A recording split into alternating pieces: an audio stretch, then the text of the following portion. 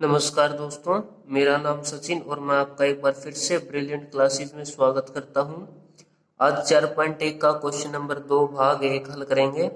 आपको यहाँ पर दिया है कि निम्नलिखित स्थितियों को द्विघात समीकरण के रूप में निरूपित करना है, यानी कि जो भी आपको इक्वेशन दी गई है उसको आपको द्विघात समीकरण के अंदर दर्शाना है, शो करना है। तो आपको स्टेटमेंट के क्वेश्चन दिए गए हैं। तो आपके पास पहला क्वेश्चन है कि एक आयताकार भूखंड का क्षेत्रफल 528 मीटर वर्ग है। क्षेत्र की लंबाई मीटर में दी गई है, चौड़ाई के दुगने से एक अधिक है।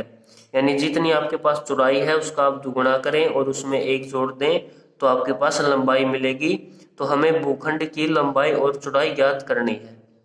भूखंड होता है दोस्तों भूमि का टुकड़ा, खंड, ठीक है। और आयताकार होता है जिसके आमने सामने की भुजा बराबर होती है। तो सबसे पहले क्या करेंगे, आप यहाँ पर एक आयताकार बॉक्स बनाएं। आपके पास ये एक आयताकार भूखंड है जिसके अंदर आपके पास यहाँ पर लंबाई, यहाँ पर चौड़ाई दी गई है, ठीक है। तो यहाँ पर देखें कि जितनी आपके पास चौड़ाई है, अगर मैं चौड़ाई x लेकर चलता हूँ, ठीक है, अगर चौड़ाई मेरे पास x है तो लंबाई क्या होगी, इसकी दुगुनी होगी, यानी चौड़ाई की दुगुनी होगी। तो क्या करेंगे, x का दुगुना होगा 2x और एक अधिक भी है तो इसमें एक भी जोड़ देंगे, ठीक है नहीं। यानी कि जितनी चौड़ाई है उसका दुगुना करेंगे, यानी x का दुगुना 2x और एक अधिक है तो प्लस का 1। तो आपके पास यहाँ पर लंबाई और चौड़ाई मिली है तो हम लिखेंगे माना आयताकार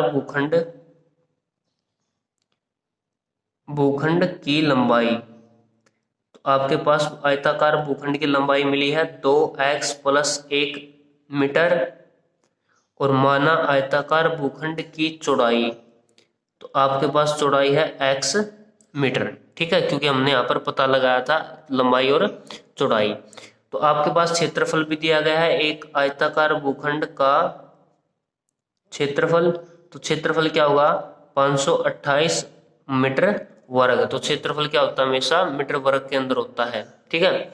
तो अब आपको लंबाई और चौड़ाई पता लगानी होगी। तो आयताकार,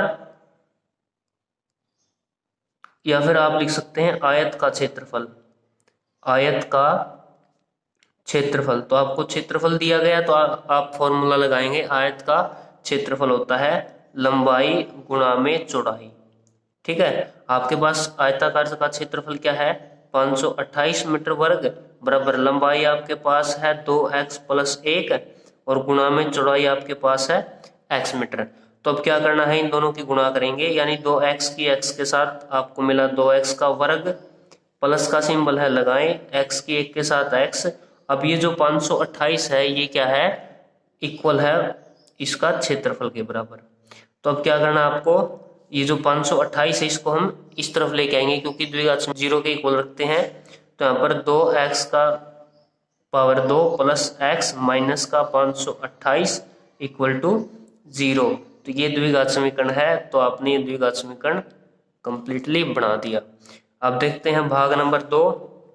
भाग नंबर 2 में बिल्कुल यही दिया गया है, आपको द्विघात समीकरण के रूप में निरूपित करना है कि दो क्रमागत धनात्मक पूर्णांक हैं, यानी दो क्रमागत होते हैं लगातार, जैसे 6, 7, 8, 9, 10 इस प्रकार की संख्या क्रमागत कहलाती हैं। धनात्मक होता है पॉजिटिव यानी प्लस वाली संख्या। पूर्णांक का गुणनफल 306 है, हमें पूर्णांक ज्ञात करने हैं। तो अगर यहाँ पर उदाहरण के लिए मैं मान कर चलता हूँ, अगर मेरे पास कोई दो क्रमागत संख्याएं हैं जिसमें से पहली 6 है तो उससे अगली संख्या क्या होगी, 6 प्लस 1 यानी कि 7। यानी जो आपने पहली संख्या मानी है उसमें 1 ऐड करें तो आपको क्रमागत दूसरी संख्या भी मिलेगी, ठीक है। तो यहाँ पर लिखेंगे माना पहली संख्या। तो आपको पहली संख्या पता लगानी है, आप x मानकर चले पहली संख्या, माना दूसरी संख्या। तो दूसरी संख्या क्या बताए, इसके क्रमागत यानी कि इसके साथ वाले, यानी कि x प्लस 1 रखूंगा मैं, ठीक है। और आपको यहाँ पर गुणनफल दिया गया है, गुणनफल आपके पास 306, यानी कि जब इन दोनों की गुणा करूंगा तो मुझे 306 के इक्वल मिलेगा। यानी x की मल्टीप्लाई x प्लस 1 के साथ की तो मुझे 306 मिलेगा। तो x की x के साथ गुणा करेंगे, x की पावर 2 प्लस का सिंबल, x की 1 के साथ x। अभी जो 306 है इसको हम x के 2 प्लस x के पास लेके जाएंगे तो माइनस का 306 होगा और इक्वल टू 0 के। तो क्या ये द्विघात समीकरण है? जी बिल्कुल यह द्विघात समीकरण है। ठीक है, तो भाग नंबर 3 है कि रोहन की माँ उससे 26 वर्ष बड़ी है, उसकी आयु वर्षों में दी गई है का गुणनफल अब से 3 वर्ष पश्चात यानी 3 वर्ष बाद आगे 360 हो जाएगा। यानी कि अगर मैं रोहन की आयु और उसकी माँ की आयु की गुणा करूंगा 3 साल बाद तो क्या होगा? 360 आपको मिलेगा। तो हमें रोहन की वर्तमान आयु को पता लगाना है। तो यहाँ पर आपको सिर्फ द्विघात समीकरण निरूपित यानी शो करना है कि ये है या नहीं है। ठीक है, मान ज्ञात करने की कोई जरूरत नहीं है। तो यहाँ पर दो आपको मिली है, तो यहाँ पर लिखेंगे माना रोहन की वर्तमान आयु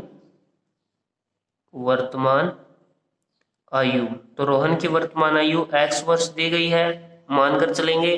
अब क्या था कि रोहन क्या है, उसकी माँ से 26 वर्ष बड़ा है, छोटा है, या फिर उसकी माँ उससे 26 वर्ष बड़ी है। तो रोहन की माँ की वर्तमान आयु, तो रोहन की माँ की वर्तमान आयु क्या होगी? रोहन की आयु में 26 ऐड करूंगा क्योंकि उससे 26 वर्ष बड़ी है। तो अगर x है तो इसके मान होगा x प्लस 26। तो अब इसने क्वेश्चन के अंदर दिया गया प्रश्न अनुसार हम देखेंगे कि 3 वर्ष पश्चात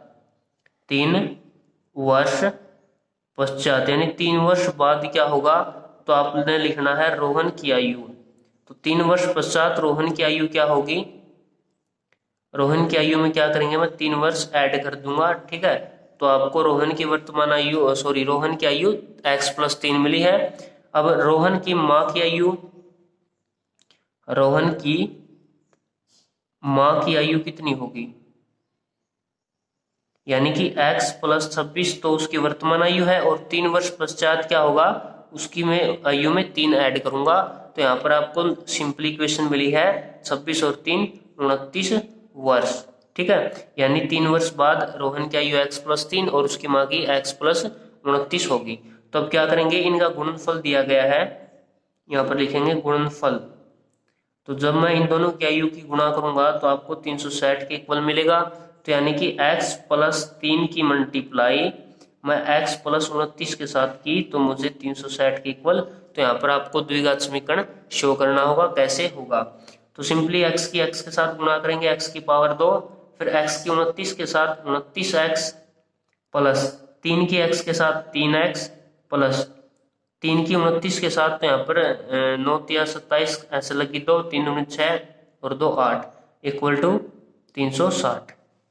तो यहाँ पर x की पावर 2। अब इन दोनों को ऐड करेंगे क्योंकि x की फॉर्म में है। 29 और 3 32 यानी प्लस का 32x होगा। अब क्या करेंगे? ये 360 को इस तरफ लेके आएंगे तो प्लस का 87 माइनस का 360 इक्वल टू 0। तो यानी x की power 2 plus 32x as it is रहेगा। अब इन दोनों को हम क्या करेंगे? माइनस करेंगे। अब इन दोनों में से बड़ी संख्या 360, इसके आगे माइनस, तो आपको माइनस में आंसर देना होगा। तो अब इन दोनों में से माइनस करेंगे तो यहाँ पर क्या है? 0, तो ऐसे ले 10, 10 में से 7 गया 3, यहाँ पर बचे 5 यानी 15, 15 में से 8 गया 7 बचेगा और यहाँ पर ऐसे ले थी तो यहाँ पर एक कम यानी कि 2 आपको मिलेगा। तो 360 में से माइनस 87 तो आपको माइनस का 273 इक्वल टू 0। क्या ये द्विघात समीकरण के इक्वेशन के अंदर है? तो बिल्कुल हाँ, इक्वल टू 0। तो क्या ये द्विघात समीकरण है? जी बिल्कुल है।